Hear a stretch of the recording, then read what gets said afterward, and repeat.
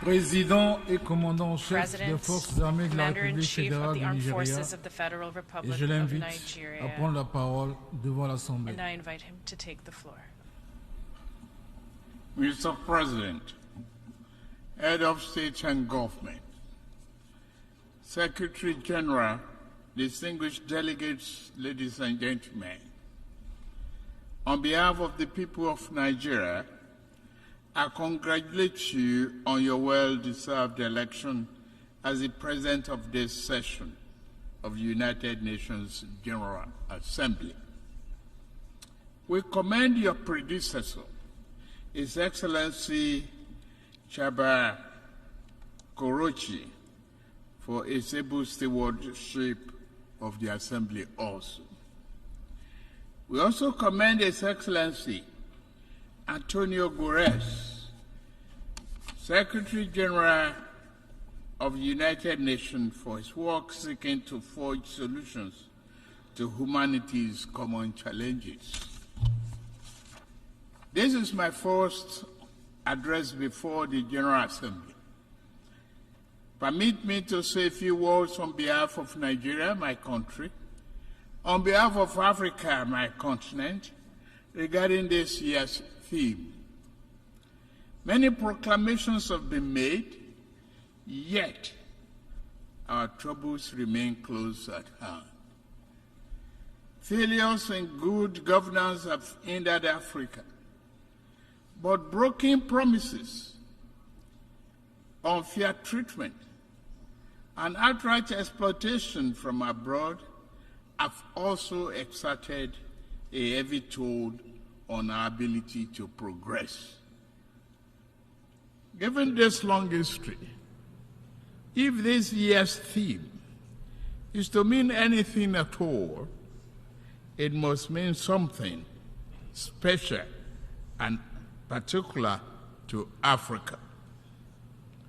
In the aftermath of the Second World War, nations gathered in an attempt to rebuild their war-torn societies. A new global system was born,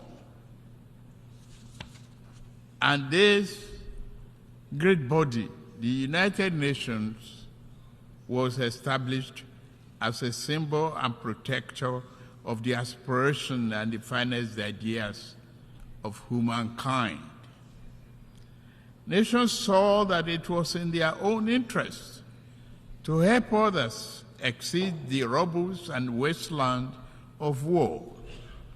Reliable and significant assistance allowed countries emaciated by war to grow into a strong and productive society. The period was a high watermark for trust in global institutions and the belief that humanity had learned the necessary lessons to move forward in global solidarity and harmony. Today, for several decades, Africa has been asking for the same level of political commitment and devotion of resource that described the Marshall Plan.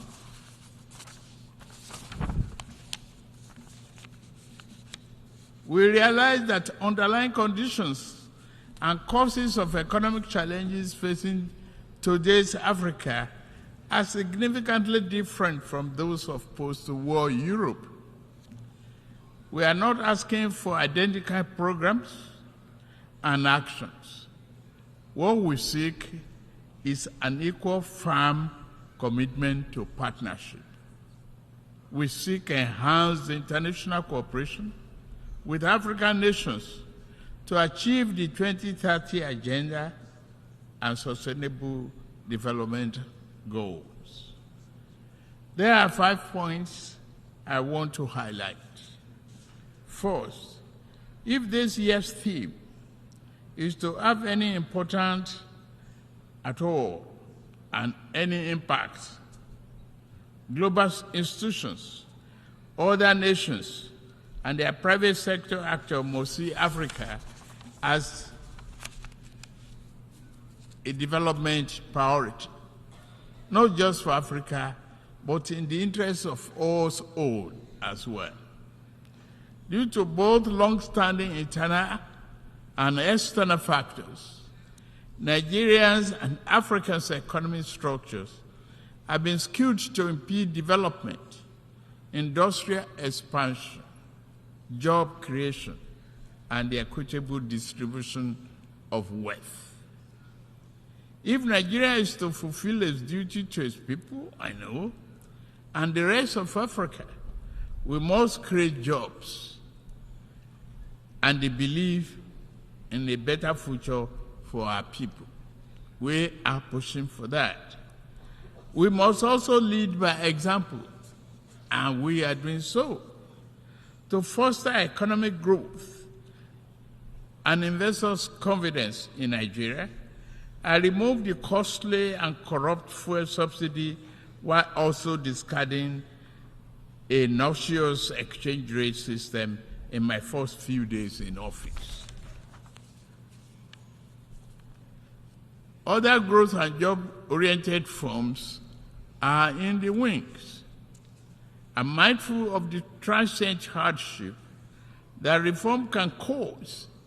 However, it is necessary to go through this phase in order to establish a foundation for durable growth and investment to build the economy our people deserve. We welcome partnerships with those who not mind seeing Nigeria and Africa assume larger roles in the global community. The question is not whether Nigeria is open for business. The question is how much of the world is truly open to doing business with Nigeria, and how African is an equal, mutually beneficial manner. Direct investment in critical industries, opening airports to a wider range and larger quantity of African exports, and meaningful debt relief are important aspects of the cooperation we seek. Second, we must affirm democratic governance as the best guarantor of sovereign will and well-being of the people. Military coups are wrong, as in any titled civilian political arrangement that is, will perpetuate injustice. The wave-crossing part of Africa does not demonstrate favor towards coup. It is a demand for solution to perennial problem. Let us dig it deeper. Regarding Niger, we are negotiating with the military leaders. As chairman of ECOWAS, I seek to help establish democratic governance in a manner that addresses the political economy challenges confronting that nation, including violent extremists who seek to foment instability in our region. I extend a hand of friendship to all of you who may genuinely support this mission for a democratic governance in that nation. This brings me to my third crucial point. Our entire region is locked in protracted battle against violent extremists. In the turmoil, a dark channel of inhuman commerce has formed. Along the route, everything is for sale. Men, women, and children are seen as chattel. Yet, thousands reach the Sahara, hot and sand, and the Mediterranean cold death in search of a better life. At the same time, mercenaries and extremists with their lethal weapons and vile ideologies invade our region from the north. This harmful traffic undermines the peace and stability of the entire region. African nations will improve our economics so that our people do not risk their life to sweep the floors and streets of other nations. We also shall devote ourselves to disbanding extremist groups on our turf. Yet, to fully contain this threat, the international community must strengthen its commitment to arrest the flow of armed and violent people into West Africa. The fourth important aspect of this global trust and solidarity is to secure the continent's mineral-rich areas from plundering and conflicts. Many such areas have become catacombs of misery and exploitation. The Democratic Republic of Congo has suffered this for decades, despite the strong UN presence there. What happened? The world economy owes the Republic of Congo much but gives her very little. The mayhem visited on resource-rich areas does not respect national boundaries. Sudan, Mali, Burkina Faso, Central African Republic, and the list grow on and on and on. The problem also knocks at Nigeria's door. Foreign entities abated by local criminals who aspire to be petty warlords have drafted thousands of people into servitude to illegally mine gold and other resources. Billions of dollars meant to improve the nation's economy now fuel violent enterprises. If left unchecked, they will threaten peace and place national security at a grave danger. Given the extent of this injustice and the high scales involved, many Africans are asking whether the phenomenon is by accident or by design. Members' nations must reply by working with us to deter their farms and nationals from the 21st century pillage of continent riches. Fifth, climate change severely impacts Nigeria and Africa. Northern Nigeria is honored by desert encroachment, hounded from the north. All are arable lands. Our south is pounded by the rising tide of coastal flooding and erosion. In the middle, the rainy season brings flood that kill and displace multitudes. As I lament death at home, I also lament the grave loss of life in Morocco and Libya. The Nigerian people are with you. Please note that.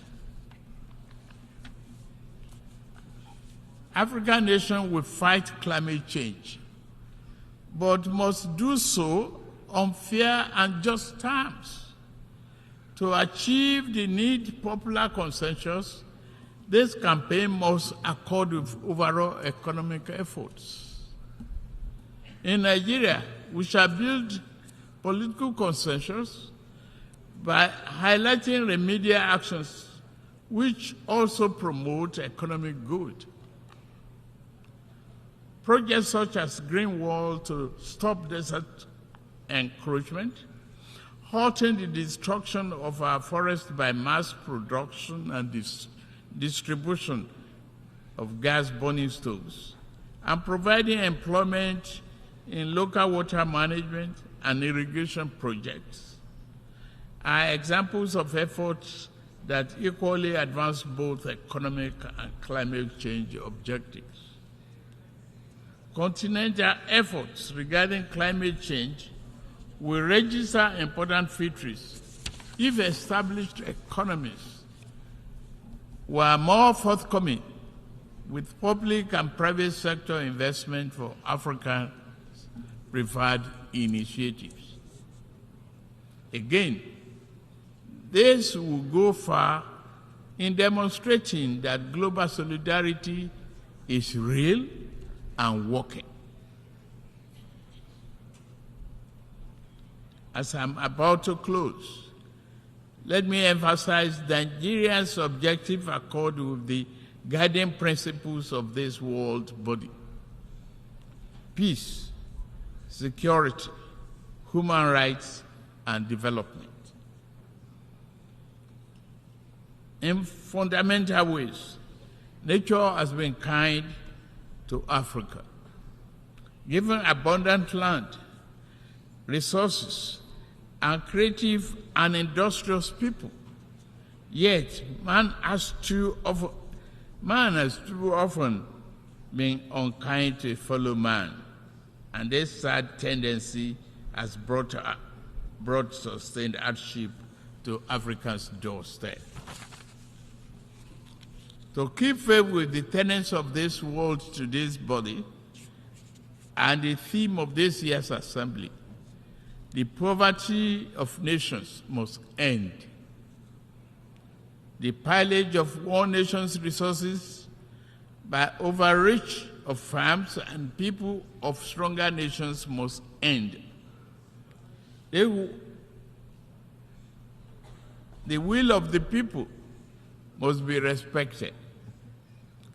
This beautiful, generous, and forgiving planet must be protected.